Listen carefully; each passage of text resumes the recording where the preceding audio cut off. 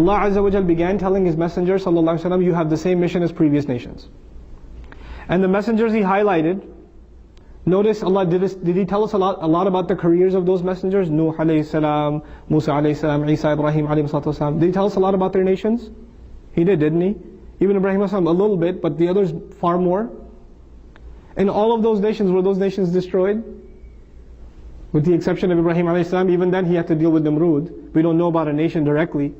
But were those nations destroyed? So even though he's on the same mission, it's pretty gloomy outlook. If that happened to all those messengers, and I'm on the same mission. And then on top of that, Allah said, the mushrikun kabura ala al-mushrikeen. It's too hard for them to accept. Then the Muslims said, maybe the hopes lie with the people of knowledge. And Allah says, oh no, actually after knowledge came, they fell into disagreement. Maybe their next generation will be better. What happens with the next generation? وَإِنَّ الَّذِينَ أُورِثُوا الْكِتَابَ لَفِي شَكٍّ مِّنْهُ مُرِيبٍ. They're in a doubt that gets worse. So wherever you would look for hope, Allah Azza wa Jal says, no, actually they've got this problem. Oh, the next generation, they've got that problem. So now the Messenger ﷺ is piled with problem on top of problem, on top of problem, on top of problem. The Muslim Islamic work is exactly like that. If you want to think of the obstacles to Islamic work, you will think of problem, on top of problem, on top of problem, on top of problem. These people oppose to us, they want to prove the zoning, these people are, they don't support our organization, this one hates us, that one hates us, we got this problem, we got that problem, we got that problem. Every time you're trying to do something for the deen, there will be enough naysayers to tell you, no matter how much you do, no difference will come. Don't worry about it. There's all these efforts are happening, nothing changes ever. It's the standard uncle line, I call it. Brother, you can do everything you want, nothing will change. Nothing will change. There's got this gloomy outlook. If anybody has a right to have a gloomy outlook, is someone who's being told by God Himself, all your audiences, they've got serious problems. They've got serious issues. And at the end of all of that, you're supposed to be disheartened. You're supposed to lose steam. You're supposed to not have momentum to carry on. Allah says, فَلِذَلِكَ, and for that reason, talking about all of those problems as though they are a reason, فَلِذَلِكَ فَادْعُوا, then for that reason you should invite. I thought all of these are reasons not to invite.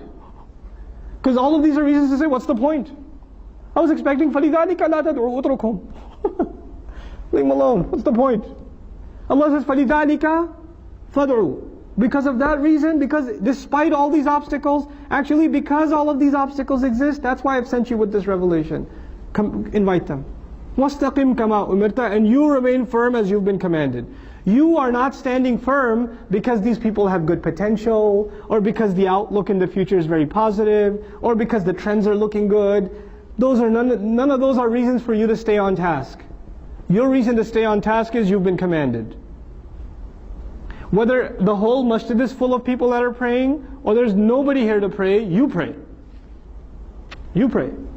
Don't look around and say, nobody comes here, why should I come here? You can't do that.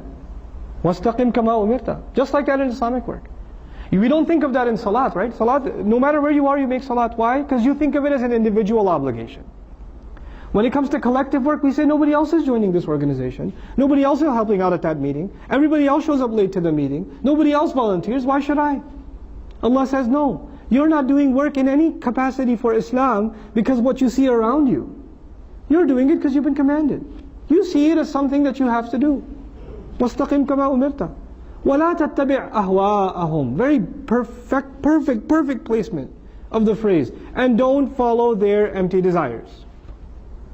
You would think, what are the empty desires of the kuffar? Just live for dunya, have wealth, have fame, etc., etc. That's their ahwa.